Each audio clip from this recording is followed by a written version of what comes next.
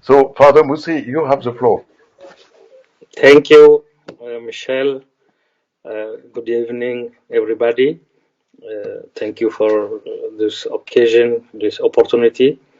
Already, Stefan, he say very well all the our concern and the challenges that we have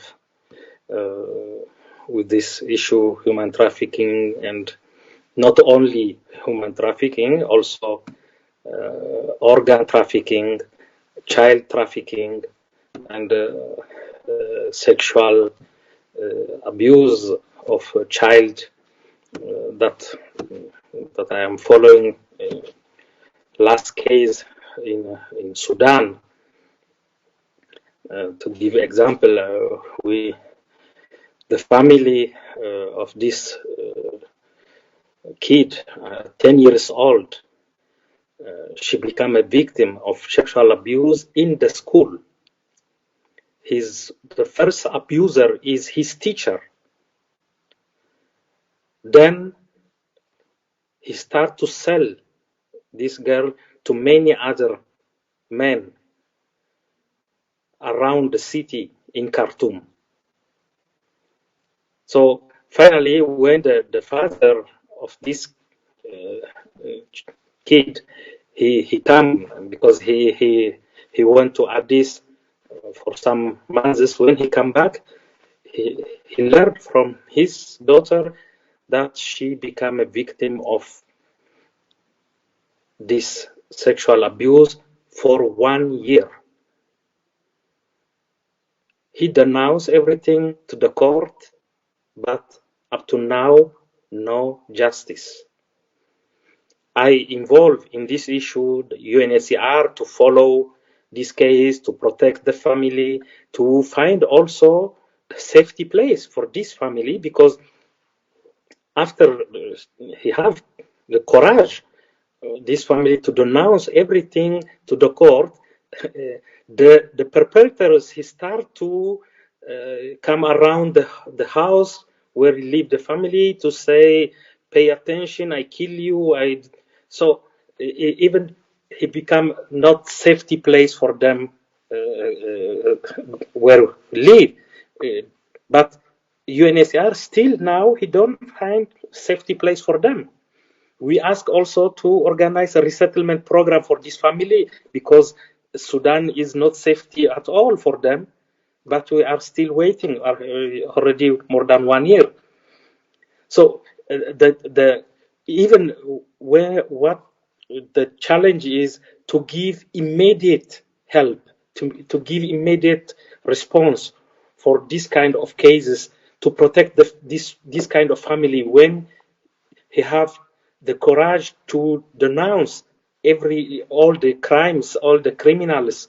Is a big network of this child abuser in Sudan. Is not new since I started to denounce all this situation since 2009. But if this kind of family, when he denounce, when he have a courage to come out, if he don't receive immediate protection and response from the authority, from the organization like UNHCR or other, finally he remain alone. So he have afraid that the perpetrators, he used that to say, do you see, you are alone. We can kill you in any time. So that means the message, wrong message for all other families, he can't come out to denounce this kind of crime because no one is in the back to protect them. Then when we are going, for example, even still in Sudan, we have cases few months ago at the border between Eritrea and Sudan. A group of people, around 7 very young girls, 16 years old, 20, up to between 16 and 20 years old, he become kidnapped by group of smugglers, even that is the border between smugglers and the traffickers is sometimes is very labile. But he kidnapped them to ask ransom to the families. Even in that case, I call the UNHCR in Khartoum to try to find with the police. But even the big challenge is sometimes some police, not all, but some police in these places is corrupted, is linked with the smugglers, or is linked with the traffickers. So even you don't know in which hand you are. So even the relatives from here, from Europe, from England, who call me, please, my daughter, my nephew is kidnapped, but someone has told me, please don't call the police, the Sudan police, because some of the police is linked with the traffickers. So who can protect these people?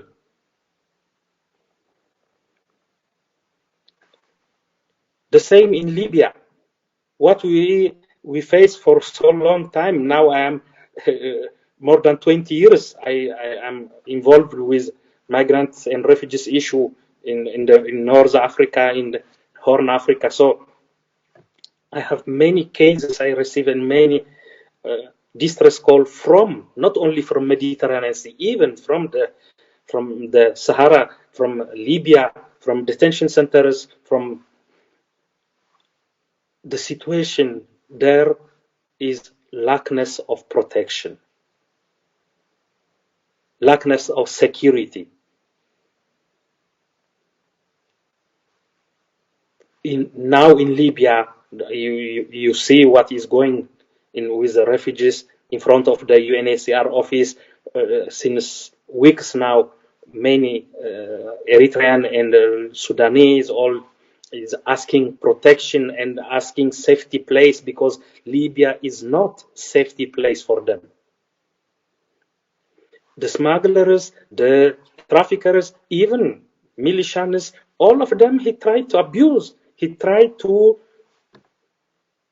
bring money from them, ransom. He keep them in some houses or in some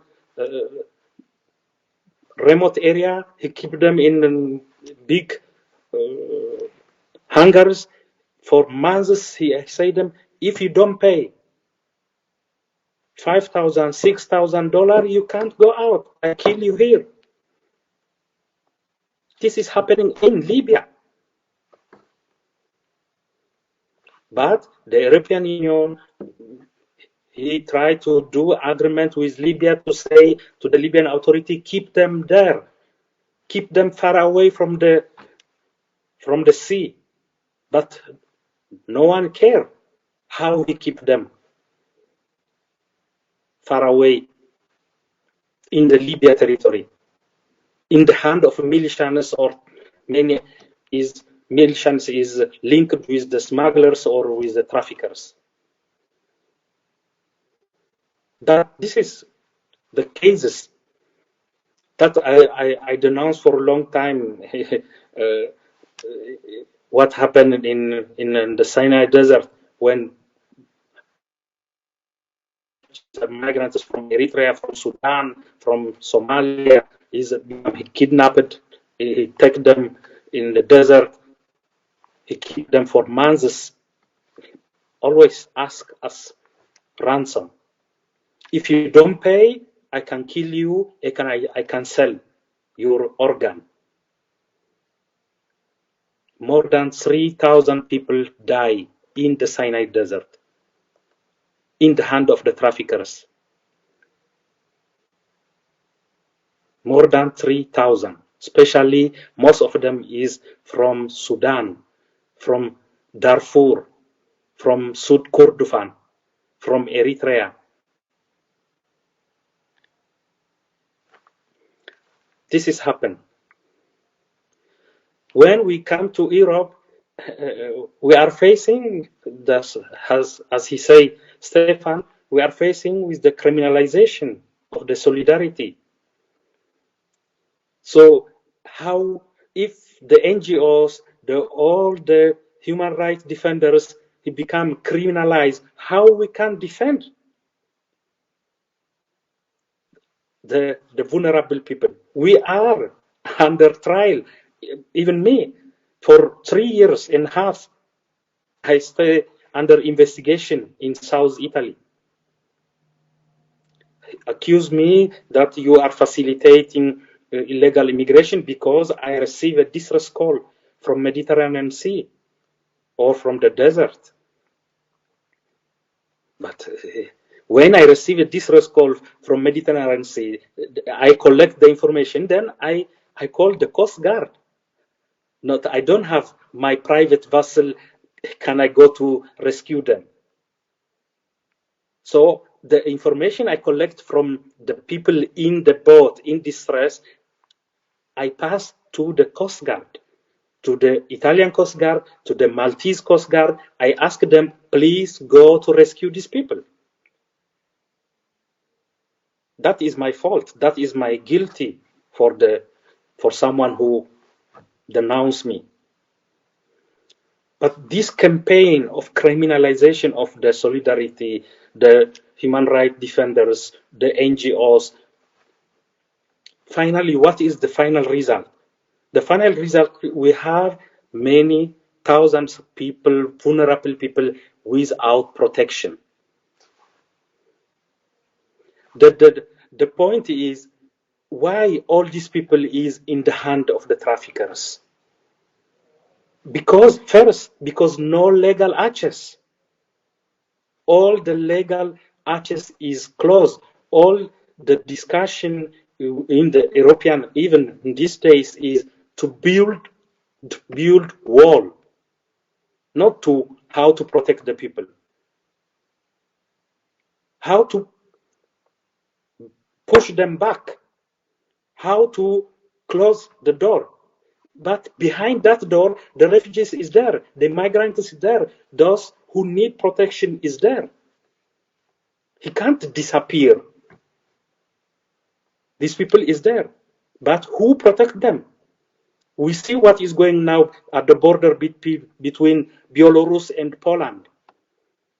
We see what is going at the border in Calais between France and England. What is going in Greece? What is going in Libya is not far from Sicily or from Malta.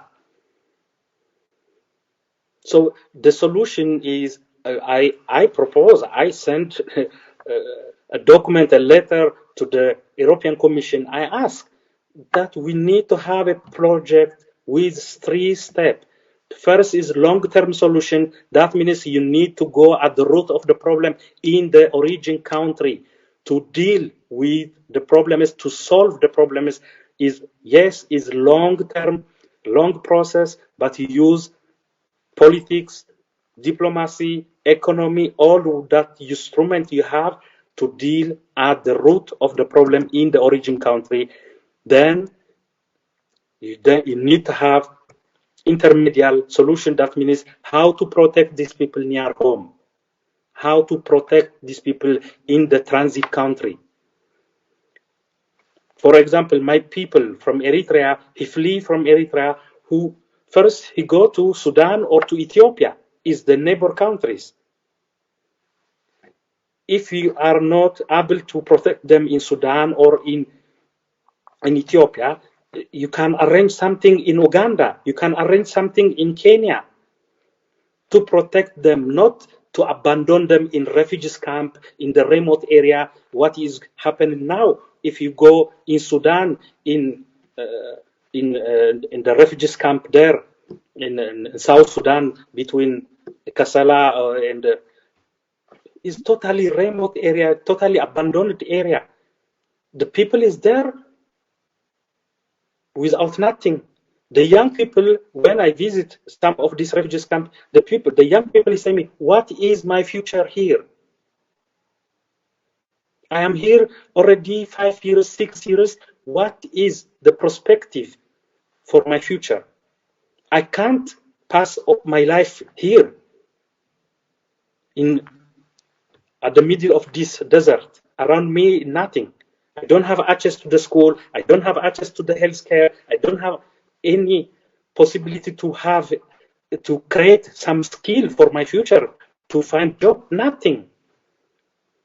That become disparate condition for these people. Then he accept to follow the smugglers, to accept this, to give his life in the hand of the traffickers, because no alternative solution, because these people is totally abandoned in the refugees camp. The same in North Ethiopia. I visit now, even North Ethiopia is in war, in a conflict. Already 2 refugees camps is totally destroyed. That means more than 24,000 people who live in that refugees camp is already disappeared. Then we have another 2 refugees camp already still in Tigray region, where is the conflict, but these people is under attack, suffering, famine, starvation, because the war is not only the refugees, all the people in that region is in that condition. That means the people, the pressure, you see most refugees now who try to cross from the North Ethiopia to Sudan to ask asylum in Sudan, or to continue his journey to Libya, or to reach Europe. That if we don't protect them well, we don't create for them dignified life in the neighbor country, we can't stop the migrants. We can't fight well human trafficking, organ trafficking, all these challenges. The third point is open legal access, humanitarian visa, humanitarian corridor, resettlement program, family reunification, scholarship, healthcare visa. All the legal access need to open for those who need protection, those who need healthcare, those who need to study. Now, for example, is a small experience in Italy have with this university corridor. Refugees who come to study as students, university students in Italy. Already we have with UNHCR range around 70 students who already start to study in Italy. But it's possible to arrange this kind of possibility for many others in all Europe, US, Canada, in many other places for the university students. But even for those who need protection, you need the humanitarian corridor. As example, already is going with Sant'Egidio and the Lutheran and the Evangelic Church with Caritas. But this is a small project by civil society and by the church. As a state, we need to have European project resettlement program for refugees who need protection.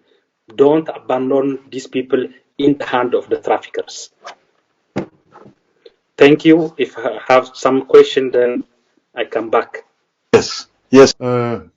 And I know that Father Mussie should leave us shortly.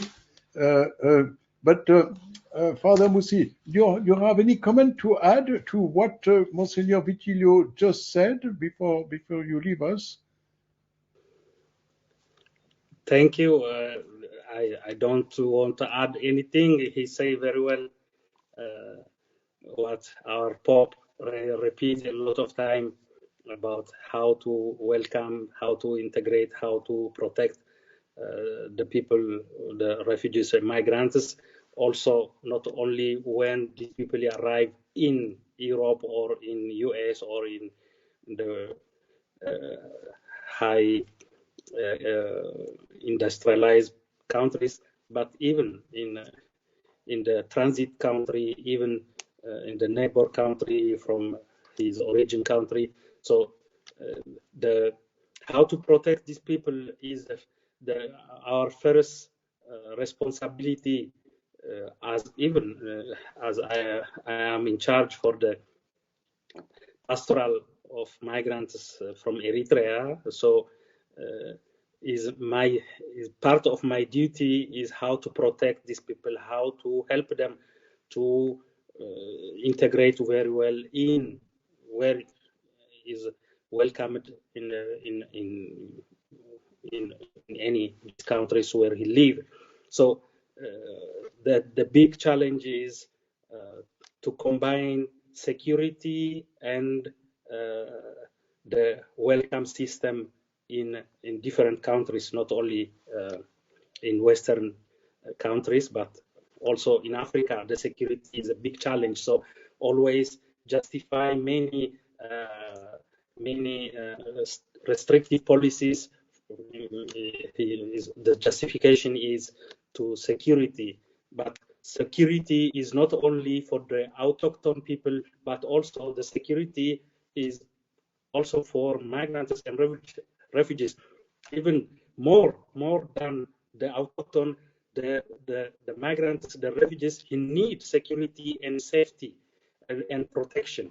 So we need to combine and to amalgamate these two aspects: how to welcome and to give security for refugees and for the local people, for the autochthon people.